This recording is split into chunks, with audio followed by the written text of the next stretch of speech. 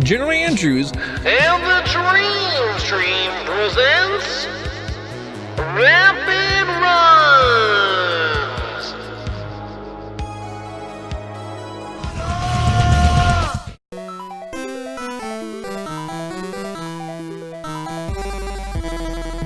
welcome on back, dreamers and new folk. This is a special edition of Rapid Runs, a Dream Race recap. The Dream Races are intended to showcase individuals' talents, ranging from our musical opening act to racing, speedrunning, and even challenge runs of their respective games on display. The fifth event of Jackrabbit July's Dream Races was Castlevania Bloodlines for the Genesis by Mannix86. Commentary for this run was done by Junkyard Dave. Let's see how it turned out.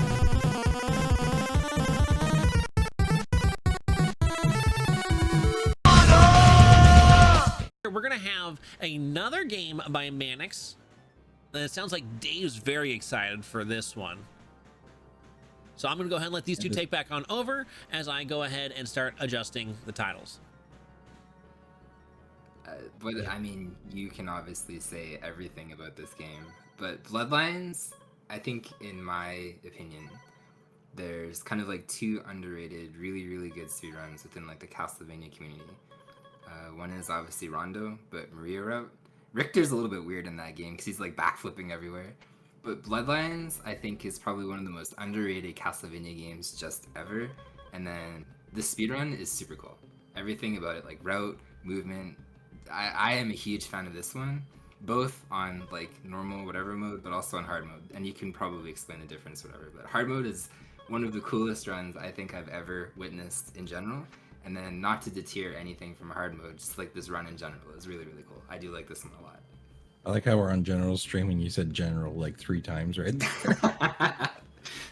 Yeah. Brand recognition. Subliminal advertising. This is why he puts me on commentary. He's I always say general. Like every 4 sentences, we got to throw it in there. I just want to point out this game happens in the early 1900s century, and so like it's really late in the Castlevania timeline, and it's like one of the few games where the Belmonts, which are pretty popular, are not really in the picture. Like they're retired or dead or something.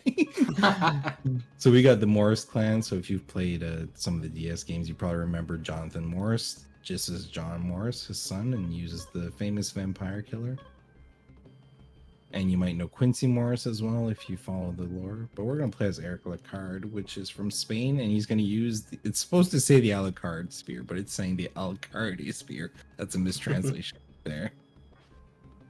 Time is really weird here, Dave. It's... not Dave, but General. Like, it's weird for everybody, okay? It's like Turtles in Time. When I spawn into the stage and gain control is when it's time. So it's about 6 seconds once I... control my character here. So we'll get going and I'll just yell go whenever to start the time. I expect actual yelling. Like, yo, go! Okay. Put some effort into it. Okay.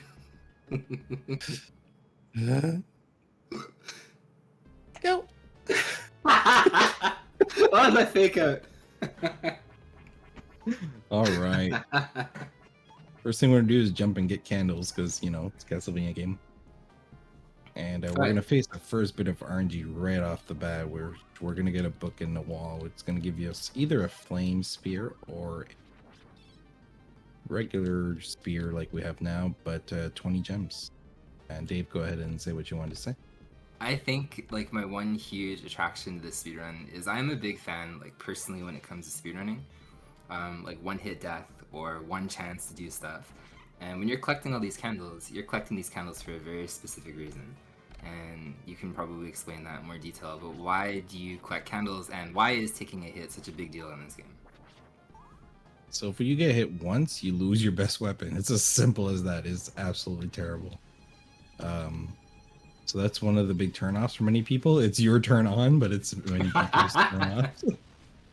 Yeah, no, I'm a big fan of that when it comes to speedruns, and correct me if I'm wrong because I don't completely know the route, but I've watched this speedrun many times.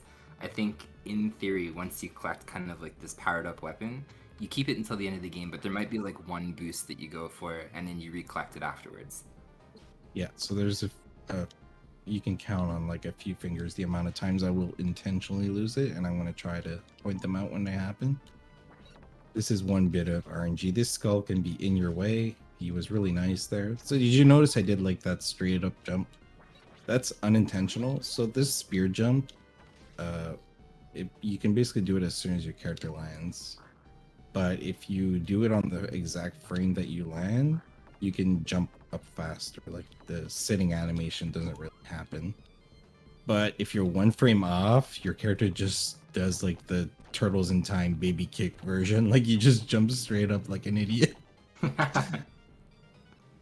So I call it the Bloodlines baby kick. Hey, we can jump on stairs. Castlevania uniqueness right there. Well, this is why these guys are alive and like the Alucards are dead. So yeah, they can jump on stairs. They got away. if you looked at the bottom of that staircase, like Simon, all of them, it's a big pile of corpses. This armor battler, one of the biggest pieces of RNG in the game. So I want to keep my distance here and keep my spear, which was a success. That was a really good. He was not mean. And like every spear game and Castlevania whip games, there's an orb. I probably don't want to split here. The run is still happening. That's okay. 2:47. New world record. We saw it here, guys. Don't worry about my time. 2:47. That's actually a fantastic stage one time. I think that's why I got excited. I was like sub 250. Nice. Andrew, he's got everything under control.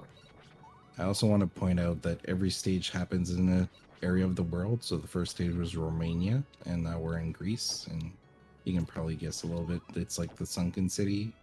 Oh, so this isn't Japan. No. Exactly. Someone has been paying attention to this run. Everything's in Japan now. I'll never live through that one. You gotta watch out for these minotaurs here. Like Dave said, if I get hit, I lose the spear, which we will need very shortly because we're gonna fight too many bosses, which I'll explain now because it's a whole lot of stuff happening. So the first one will be Water Mage. And Water Mage is very simple. When he teleports and attacks you, he just goes the opposite way of where you're looking. So I'm just sort of going to hit him and basically turn my back to him to force him to stay in front of me. And at the end, he's going to be stuck in a spot where he basically just spawns above me every time. And the second one are going to be two armors. The first one I'm going to shoot an axe to force him to back up, which is his normal behavior. And he'll despawn himself off screen. And the second armor I'm gonna fight off screen, so it's really hard. So I'm gonna focus here. So here's the reverse mage. And here we go for the next trick. One of the hardest things in the game right here. Go. Despawn. Set up. No. So now I have to be careful. I don't want to get hit more than 2 times here, so I'm gonna literally do this is like the El Cheapo strat. We still have enough health to do the next screen, or just about. So normally you would lose your spear right here, so it's not like the biggest of losses. But I can still explain what Dave was saying earlier, that we intentionally lose the spear. This is one of the spots. It's normally from that Medusa. So we want to recollect 30 candles, which is how many it takes to get our weapon back. But we're going to do a series of damage boosting. So normally we'd lose your spear. So the way we do it is we recollect the spear immediately at the end. This dangerous screen. I still call it the dangerous screen, even though it's not like particularly dangerous. It's just how I called it in the beginning. I'm gonna skip one candle there because I think I took too many. Can he technically drown? I don't know this. Yeah, if you fall, it's like you take massive damage, but you can't get out. So like they might as well just kill you. Okay. I've never seen anybody fall into that water that's run this before. This is a really cool screen. We're gonna use a lot of the axes. So like Castlevanias, you can hold up and do like a special attack. Here's damage boost. An intentionally damage boost through this bone dragon and onto this pillar. It does generate a lot of lag, but trust me, it's the best strat. I do like how everything is kind of in advance, especially when you have kind of like your upgraded weapon. And the route in this particular category, actually just this entire game, I think anyway, it's like very pretty to watch. It's like one of those ones where everything just, it's almost like you're 2 steps ahead all the time. And here we got our spear back, like I said. Okay, we're a little low on gems, so I don't know if I'll be able to fully kill the boss, which would be a terrible pain because I would have to fight him with like 2 HP. But we'll see. I'm just gonna slow down my shots to be sure. So normally you can only start fighting him once the water goes away, and basically have to break his body down until his face is low enough that you can hit it. So it's like a 2-minute fight otherwise. Let's try to get a weird pose here. So you can freeze like in a spear jump. Oh, I didn't. Like, you can do like the ostrich pose with your head. I don't know, man. Squatting for no reason is kind of weird too. So. You can also like do like a little baby cradle. Now we're in Italy. Italy is land of the birds because birds are jerks. I don't know if Italy has a lot of jerk birds, but this game does.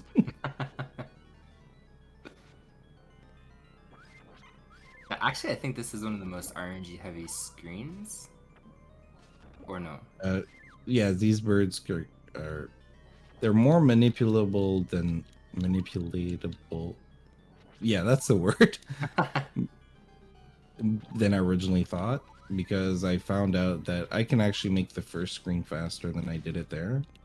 But I found out that it completely changes this screen to being way worse. So I think like it has some merits that what you do is... This is a really cool kill. So if you place your axes correctly, you can just kill it. And you can only have 1 axe on screen at a time, but because I'm on the edge of the screen there, I can spam axes. And this is the Leaning Tower of Pisa. Now, I don't know if any of you have been in Italy. I think it oscillates like this in real life. Yes, it's completely accurate as well. It's just always moving back and forth. Actually, this screen, the first few times I played it, made me nervous and sick. So don't be to look away if it is bothering you. But yeah, I find it's cool that, you know, they're really putting an emphasis on the leaning, but they did. What's annoying here is like the platform, it can seem like you're on the edge, and then it oscillates a little bit and it throws you down even though you didn't move. So like it shifts the hitbox of it a little bit. Here's a really cool mummy screen. So 𝐂𝐍𝐍, which is like a god runner of this game, recently found out that if you don't intentionally lose the spear and go through this screen with your super sub weapon, you can actually clear it like 4 seconds faster. So it's like a huge time save for this game. Yeah, that's like massive for... Okay, I was supposed to kill them way earlier than that, but that's okay.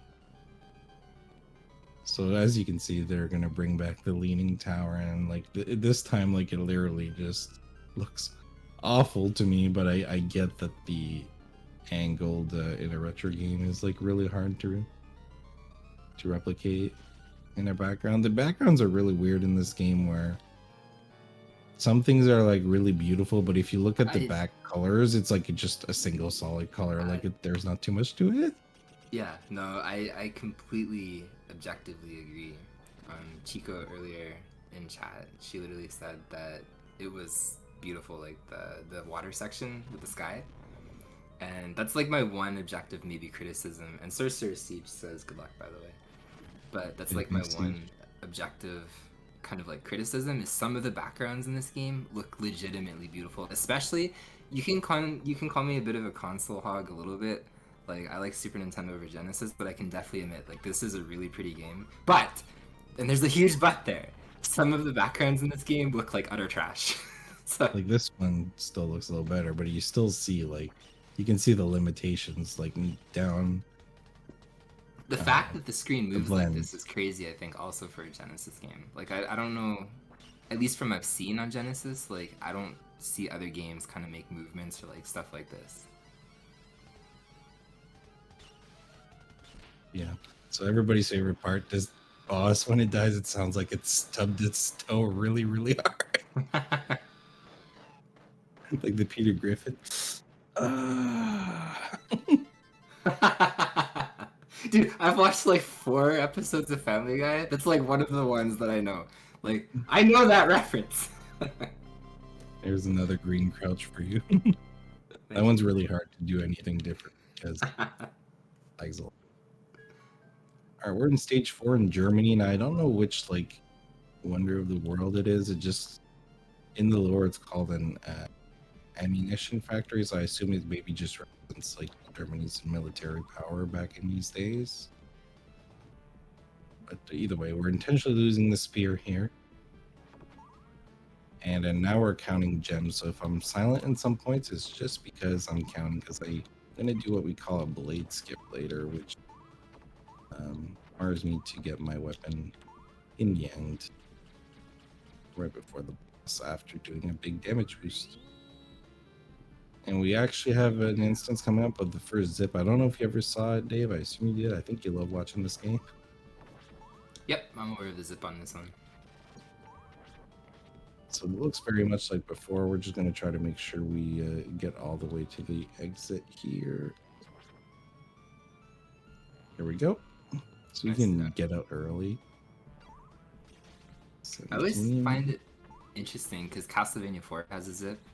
Obviously, this one has a zip, but you think there would be more places in the run that you can do that, but it's like very specific, like one shot kind of spots, and then it's it. Yeah, there's actually a couple zips that are possible that just don't help. They freeze the game, actually. If you go on the speedrun.com page of the game in the forum, I actually made a post of various glitches that people have found. That was one cool. of them. So where you are just the like other ones, infinitely fall. the other ones aren't RTA in any kind of way then? Like they're not good glitches. They're like They're you're just frozen. bad. I mean, it could lead to something. Here, I'm gonna focus. Alright. Boom. I want to explain that once I can here. Okay, I'm fine. So these blades look massive and hurt you, but in reality, if you load this game in Gen S, which is an emulator that shows you hitboxes, there's just tiny points into the blade that can hurt you. So if you do the right specific movement and weapon spear buffers, shoutouts to 𝐂𝐍𝐍𝐄𝐂𝐓 who found out which ones exactly you need, you can actually basically just jump over the blade hitboxes through it. So we call this the blade skip, which I think the name is appropriate. And that screen outside is deceptively the most difficult, or one of the most difficult in the game. So the fact that it was good. Oh, okay. Gear Steamer, also very difficult. I'll let you explain this a little bit because It's okay, we can focus first. I'm always borderline paranoid that I'll like make commentary and it'll be like, oh no, Max died! Or something like that. okay, we lost our spear. That's okay. I knew that was gonna happen. Like before it happened, I should have backed out, but I tried my luck. That's all right. So it's not the worst place to lose the spear, but it does suck at the same time.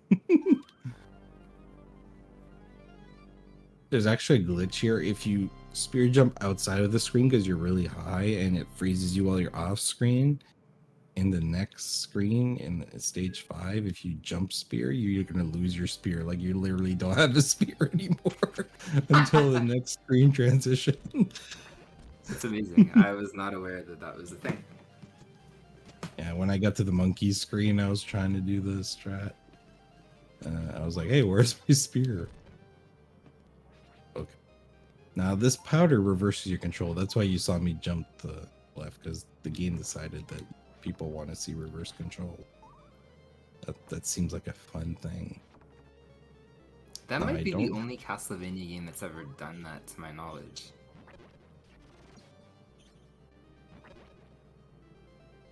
I normally do that. Go ahead. Oh no, I was just saying, I literally can't think of another one where you have like reverse controls or like an enemy reverses your entire controls.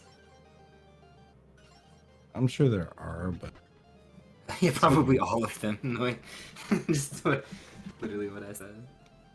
so I can't do, unfortunately, the skip because I didn't get the flame spear. So I wanted to do what we call bone tower skip, which you can make the last tower of enemy that we're gonna see shortly crumble, and you can walk under it before it hits you and keep your spear. Is it a But type we when are you do going that? to, yes, it's a 3 pixel. Three But we're gonna do pixels. this one, which is just damage boosting through it. A little more easy. Wow, all those are flame perfect spears there. I got 6 flame perfect spears. Nice.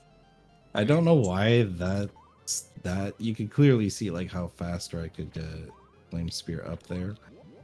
I don't know why, but that screen in particular is way easier to do it than any other. I think it's just like no lag. So I need to not lose my spear here. And these Yeah, this guys are not making it easy. Yeah, because these guys are RNG too, right? Yes, and the more you kill them, the more they spawn. It's just, come on. Dude, the grind on that stone. Yep.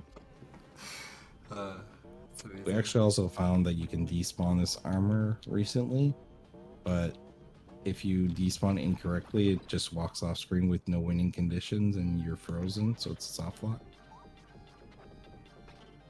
If you despawn it correctly, is it a time save though? Oh yeah, it saves like 6 seconds or so. Because you don't have to It's fight them. amazing. Like 𝐂𝐍𝐍 has run this game basically for like a decade, and it's amazing that there's still strats that are kind of being found. I mean, you can relate with Batman, right? How long has Batman been running and you still find stuff every now and then? True, that's completely true. And there's probably still stuff that nobody goes for that is known that's like never. Also true. Yeah, this boss is kind of, I don't know what the boss represents. Probably some sort of historical figure from France. We are in France, by the way, in this stage. Okay. I'm a little low on gems, about 10 more than I'd want, so I'm going to grab them coming down this ramp. And we're coming up to Princess of Moss, which is one of the visually cooler bosses. It just starts like at a ghost figure and turns into like a moth. But it also looks pretty cool, the kills.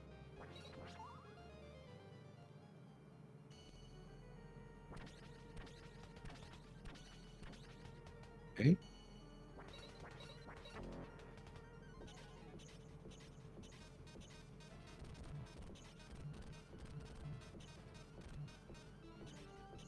Just duck under her. Oh yeah, we got it. Well, no hits. That's the important part, right? I was supposed to kill her like a little bit here on the right, but for all things considered, though. I got one more chance at the ostrich, please. Ah. I got all the bad poses this game. 6 frame perfect spear jumps, but 0% ostrich. Step it up, man! This is stage 6. We are in England in Castle Proserpina. I hope I'm saying that right. Somebody is like, you butchered that. You intentionally lose the spear for the last time. And don't adjust your monitor or don't restart your computer. You're not broken. This is totally intended. But also, your eyes hurt. Just focus on the feet. I like the aesthetic of this room a lot. I always thought it was very cool how they did this yet again. Not to make the Genesis sound like it sucked, but especially on the Genesis, like it wasn't really known for having kind of like little hardware tricks like this. But I always thought that was a really cool screen. Yeah, this is the upside down room, so my controls up and down are also reversed. But not left and right, which is almost as confusing. And if we had enough of Armor Battler in the first stage, this is the multiple Armor Battler screen. So we're basically going to collect gems because we do want our spear after this screen. But we're going to see like this enemy come from the front or the back. So I just want to count 4 seconds in my head so I know when the next one is coming. So like 1, 2, 3, 4. I was a little off on my count, and sure enough, he hits me. Yeah, that was terrible. But that's why you don't lose your. That's why you intentionally lose your spear. Like that screen is like. All right, we have enough candles, so we're gonna try to do refights, and our friend Death decided that we're gonna play a little bit of poker this time. Sleight of hands. There's these cards. Depending on which one you hit, you get some stuff. Now this is just a simple attack, super easy to dodge. We're gonna fight the gargoyle, and one particularity about the bosses, they have half health. So only 2 hits are required per cycle here. I'm just gonna do some quick hits like this. This second one is pretty cool. I'm gonna use the momentum of the platform, and you'll see like right here, just come right back in. I don't know why. I'm just impressed by that. It's like you let the platform bring you back towards the boss so that you can hit it a little bit early. The last stubbing toe, enjoy. So we're going to try to not lose our spear for the rest of the game here, but easier said than done, especially because of this guy. The Gear Steamer. I hope he's not 2-0.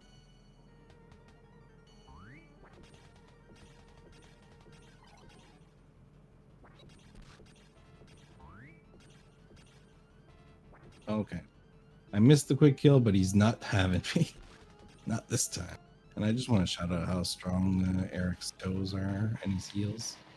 Come on. Yeah, clearly. Did Please. not skip leg There we day go. at all in his life, ever.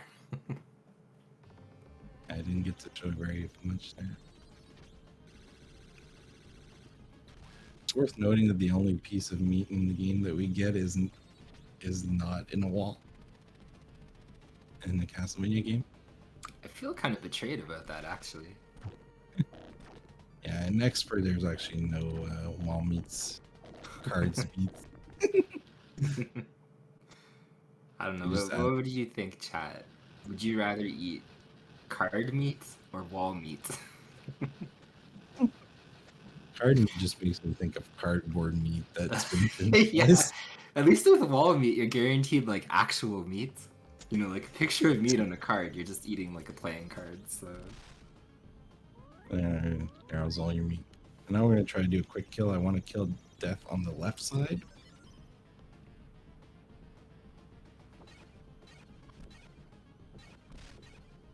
I think that's like a staple of Castlevania games. Like they always have really cool death quick kills.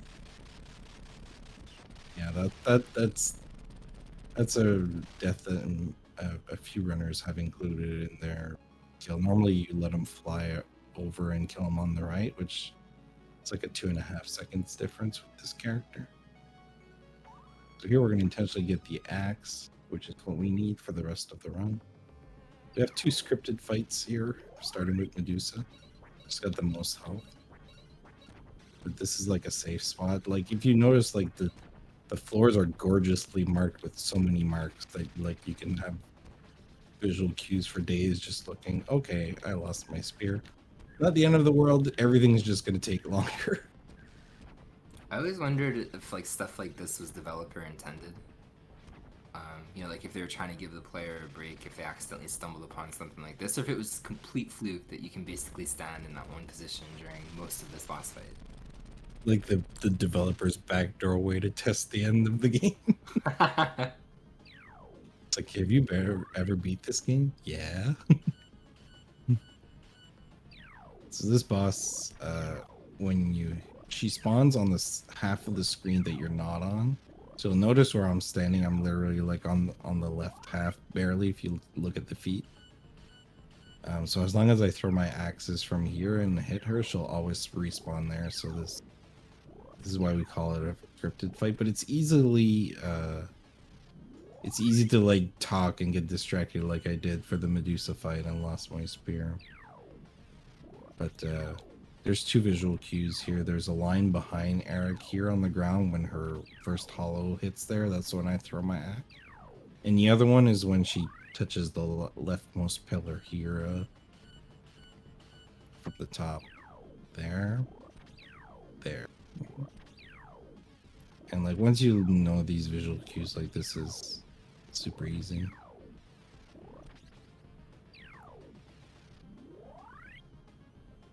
And fortunately, because the axe does more damage, it takes the same amount of cycles, even though I have lost my spear. I only have one peeve about this game and the US version is that you only hear the Simon's theme on the walk. How was it? The walk is like, Yeah, vampire. What was it called? Like Vampire Killer or something like that. it's basically Simon's theme. Yeah, no, I've always loved this theme and how they've like remixed it into like every Castlevania game. I think we're doing good for time here, so maybe I'll just chill out and we'll listen to Simon's theme a little bit. Yeah, just spend like the next 8 minutes doing that. Well, no, I just want to hear like one loop, and then people can be like, "Oh yeah, I do like this version." So put your jam emotes, your cat jams, your general jams. This general call it general jam. What happens if General Jam is Cat Jam? Like general's actual cat. Yeah. There we go, Cat Jam. We could probably call it the dream jam. All right, y'all had fun. It's almost a full cycle of the song. All right, this is Dracula. It's got the famous first scene here where just teleports around and you have to hit him in the head. I think this is probably one of the easiest Drac phases in all Castlevanias considered. Like sometimes he spawns on you, sometimes he spawns as a fixed location, but like it's literally the same thing every time. It always kind of amazed me like how many, well, I mean like Castlevania, but just in general, Dracula's first phase between a lot of Castlevania games isn't super different. Like, I think it's to do the build up. I think many so, people are attached to the figure. Like like here we fight Dultra, which is like the witch that is basically reviving Dracula. Oh, I actually got a god pattern there. it's because you waited for the theme song. Exactly. Alright. So here what we're gonna do for the final phase. Time is in about a minute, by the way, which is when we grab the final orb. So we just want to basically trick Dracula to stay in the corner. So every time you hit Dracula, he flies backwards, except when you miss him. Everything is fine, it's okay. Exactly, everything is planned. Yeah, we just wanted to show both corners and how you trap him in both corners. Exactly, and how I'm like fighting him from the left side. Yeah, and now we're just gonna fight him in the middle. All of the directions. We wanted to cover all of them. Alright, don't die, that's all I asked. There we go. So that was the not quick kill. That was the multi-directional quick kill. Alright.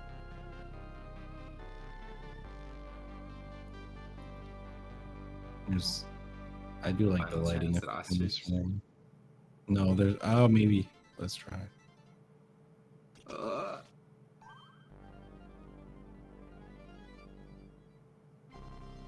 Oh, so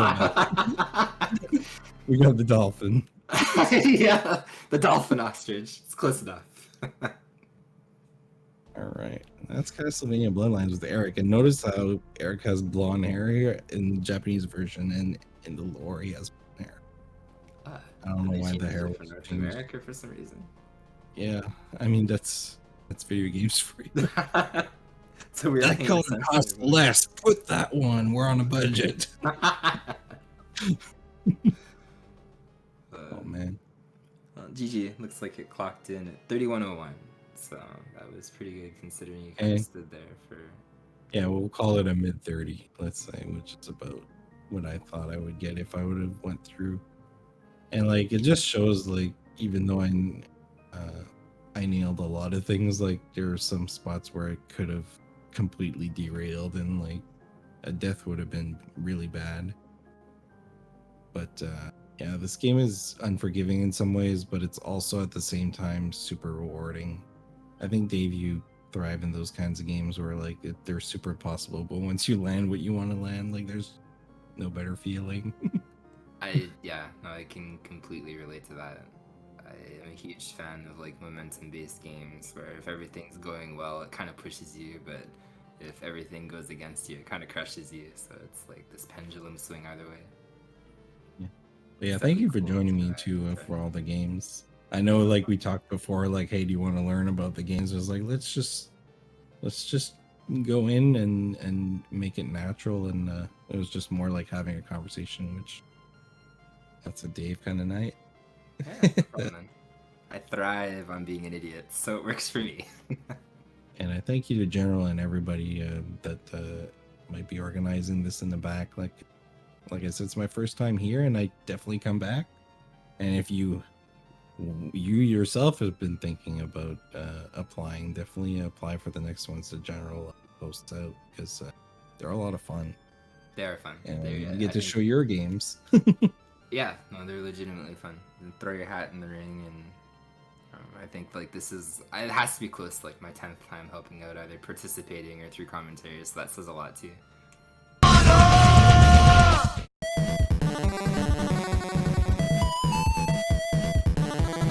Won't meet will be missed. Mannix didn't miss a beat, even having time to show off the skills of Eric Lecard. Sounds exciting? Our next live event for the Dream Races will be September Speed on Tuesday, September 14th at 8:30 p.m. Pacific Standard, 11:30 p.m. Eastern Time. Want to watch live? You can stream with us at twitch.tv/General Andrews. Remember to like, comment, and subscribe.